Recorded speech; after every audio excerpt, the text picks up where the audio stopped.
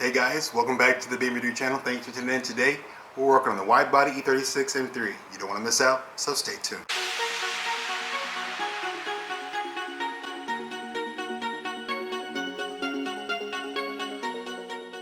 Alright guys, so if you watched my last video, you know that we started the wide body build and we kind of got to about 70% on the passenger side. Today's video we're going to be installing the fenders, literally installing them on the car. I don't think we're going to have time to get to actually cutting them today, but we'll see. We don't know yet, we'll see. But I want to show you guys how I mounted them, what I did to keep them in place, because I am on my own. I was on my own whenever I lined them up, and it is kind of a tricky task to make sure that everything lines up, since the lines are everything on these cars. So I'm going to show you what I did to keep everything in line. Blue painter's tape, you got to get some of the good stuff. You can't use the cheap stuff. And I'll show you guys how to install a riv nut and explain exactly what they are. So without further ado, let's get to the video. So if you guys will see here, I have the kit basically. It's actually attached to the body pretty well. Now, since fiberglass actually has a bit of flex that it allows, I try my best to only cinch down small sections at a time. Fortunately, this kit fits pretty well, so I don't have to worry too much about having to put tension in certain places that I don't want to have issues. There are some areas that contour to the body that are the most important. And from my understanding and from my point of view, one of the most important areas of this kit has to be here where the corner light goes, meaning that I'm probably going to start my drilling at this point. This point needs to be as correct as possible because it's the most visible, it's the most iconic for this vehicle, and if this doesn't contour to this, all the lines are going to be pretty much messed up. So fortunately for me, this kit lines up pretty well. The line here, this hard line that this box flare actually has, needs to pretty much line up with this line right here, and we can do that by forcing the kit to flex slightly.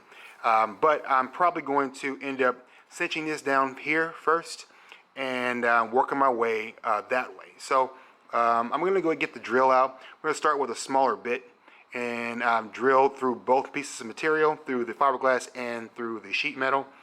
And we're going to do the same for right here. And this part is the part that's most tedious, but you will get the best results.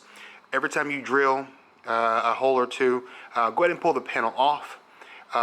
Drill the body, drill the actual sheet metal, and drill this separately with the same exact drill bit, and you should line up pretty well. That's what I did. It worked for me. There's more than one way to skin a cat, but that's how I did mine and how I got it to line up pretty well while I was by myself.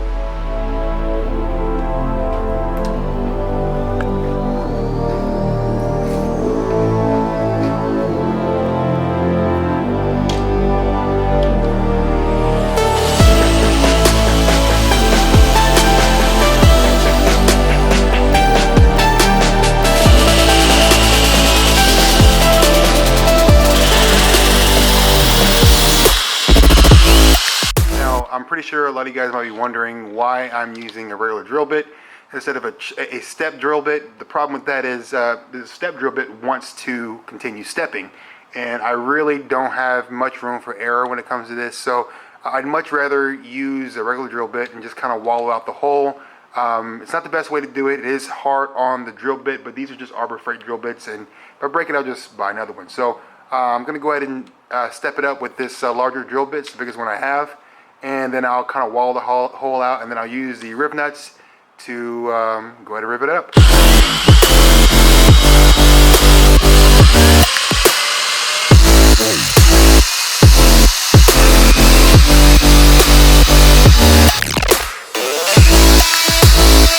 Alright guys, so what we have here are riv nuts. If you guys can see it, let it see it focus here.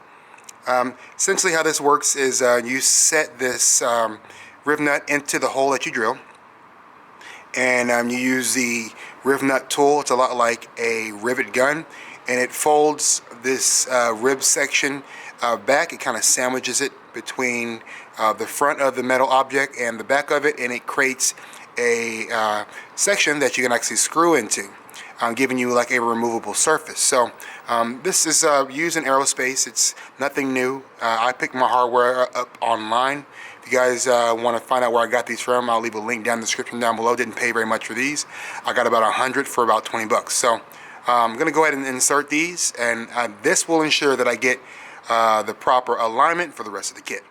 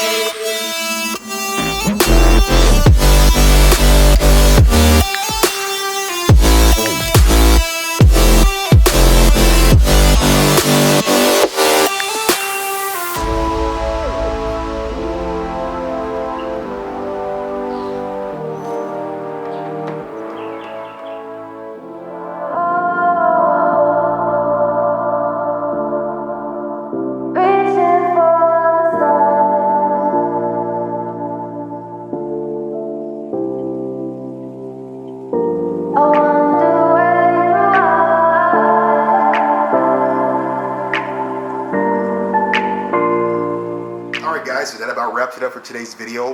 Thank you guys for watching. Hopefully you liked today's video. If you liked it, go down in the comment section down below, leave me a comment. If you disliked it, go down in the comment section and let me know what you disliked and what I can do to improve. And seeing that we just hit 2,000 subscribers, guys, I want to make sure that I continue making content that you guys want to see. So before you go, make sure you stop by the Beamer Dude Automotive Garage. It's the best way to support the channel, guys.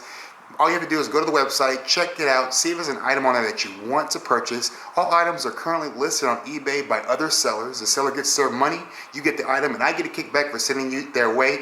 eBay's affiliation with me is the reason why I can continue making these videos for you guys. So guys, thank you guys for watching the Beamer Dude channel, and as always, peace out and Godspeed, guys.